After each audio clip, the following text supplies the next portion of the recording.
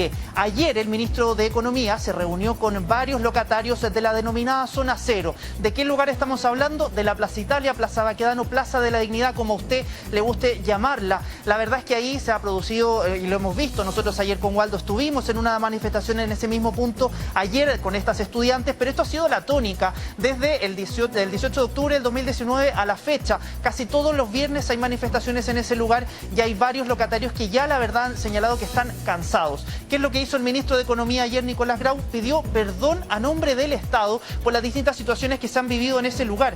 Una situación que evidentemente llama la atención viniendo del gobierno del presidente Gabriel Boric, y los invito a escuchar esta declaración. Ya. Mi primera reacción frente a todo lo que se me ha descrito en esta reunión es primero pedir disculpas en nombre del Estado de Chile como ministro de Estado por la situación que han vivido.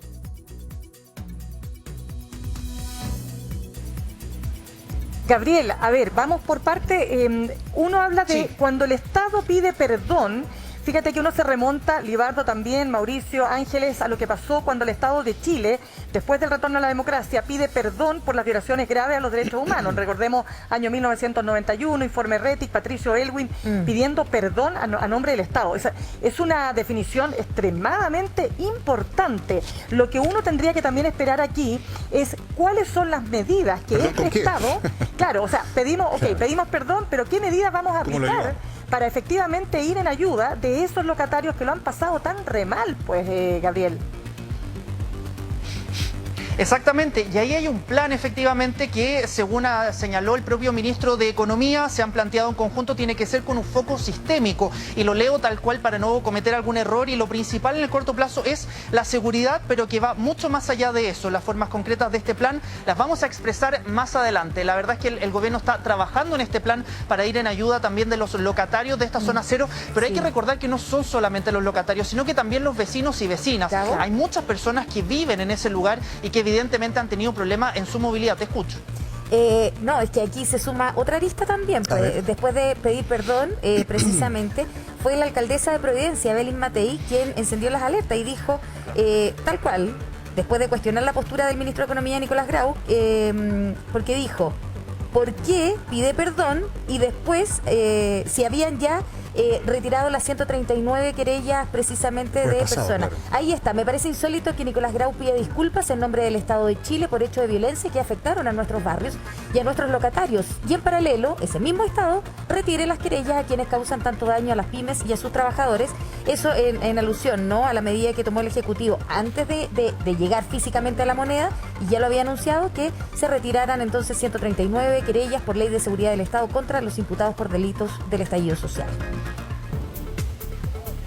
Exacto, Ángeles, y ahí hay harta tela que cortar, porque esa además fue la primera medida que tomó el gobierno pensando en que todavía no llegaban a la moneda. Hay que recordar que ese comunicado apareció, si mal no recuerdo, el jueves anterior del cambio de mando, y por lo tanto también encendía las alarmas respecto a qué iba a pasar con esa situación.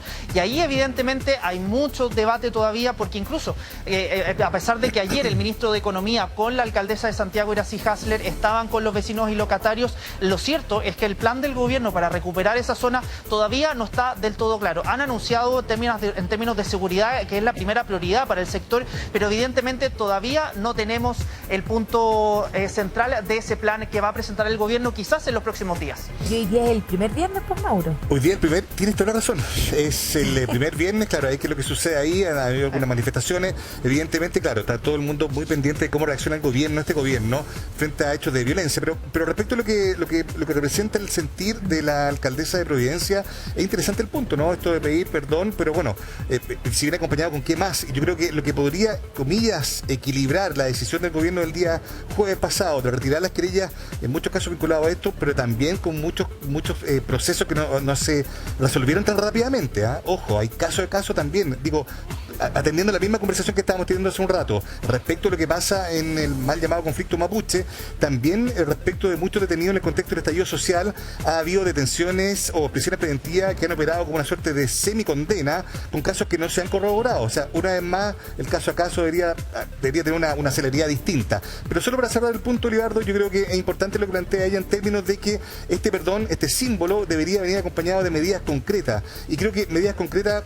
lo dejo acá sobre la mesa, no sé si si necesariamente son satisfactorias con la mayor presencia policial, que sí es necesaria, pero digo, a esa gente hay que ayudarla a pararse de vuelta con negocios que terminaron totalmente en el suelo. Uno sigue pasando por el centro de la ciudad. Yo entiendo el contexto del estallido, ¿no? Si la violencia, qué sé yo, la condenamos todos, pero claramente ha tenido repercusiones en esos sectores en particular, y esos sectores siguen en el suelo, así que habría que pensar en qué viene después de la disculpa. Cuando un Estado pide perdón, tiene que ir acompañado de dos ejes para que ese perdón sea eficiente. A ver. El primero, justicia. Cuando hablamos de justicia es la investigación, saber qué pasó, qué ocurrió, quién fue el autor, quién fue el perjudicado, porque eso te permite determinar justicia. Porque un perdón sin justicia no funciona nunca. Tiene que ser rápida, ¿sí? Pasa esto? Claro, es que, bueno, eso es el tema de la rapidez.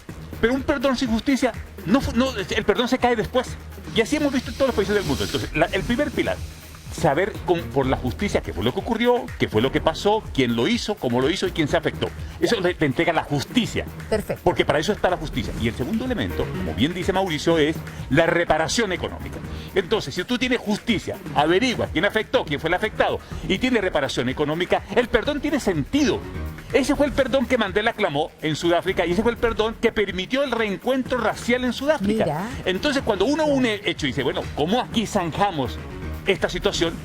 Y yo escuchaba atentamente al ministro ayer, que me parece relevante que lo diga, pero se requiere que la justicia vaya pronta, vaya rápida, entienda, porque cuando hay justicia, tú te ubicas en dos dimensiones, en la dimensión del agredido de la víctima y del hechor. Y ahí determinas las cosas. Y después viene la reparación financiera y económica, con lo cual tú puedes cerrar el círculo. Es que, Libardo, justamente aprovechando tu presencia acá como colombiano, es que cuando se hace el acuerdo por la paz con la FARC, también, o sea, había todo este tipo de opiniones de los mismos colombianos, por eso que finalmente, lamentablemente, el plebiscito fue desfavorable para ese afán, ¿no?, de alcanzar la paz, porque algunos decían, pero ¿cómo vamos a acordar, ¿no es cierto?, ciertos términos con una organización que ha sido considerada, ¿no es cierto?, terrorista, ¿no?, que ha hecho actos de terrorismo, que ha secuestrado personas, que ha asesinado, etcétera? Bueno, ¿qué dijo el presidente en ese minuto del país? Bueno, pero es que de alguna manera nos tenemos que sentar a conversar, porque llevamos ¿cuánto? ¿30 años? ¿Cuántos muertos? 60, me quedé corta, pero lo que quiero decir es que cuando hablamos de estos temas son tan delicados, es tan delicado, no hay una sola opinión.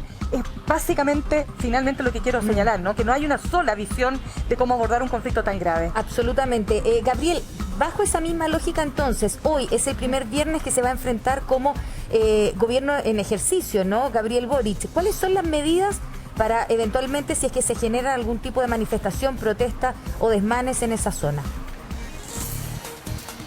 Esa es una de las grandes interrogantes, Ángeles, respecto a lo que podría pasar hoy, pero también los ojos están puestos en la próxima semana, cuando ya efectivamente hay una marcha convocada y autorizada, que es precisamente de los estudiantes universitarios. Ahí también vamos a tener que ver cómo va a reaccionar el propio gobierno, pensando además que el presidente y gran parte de su gabinete también fueron dirigentes estudiantiles en su época, varios de ellos fueron, exacto.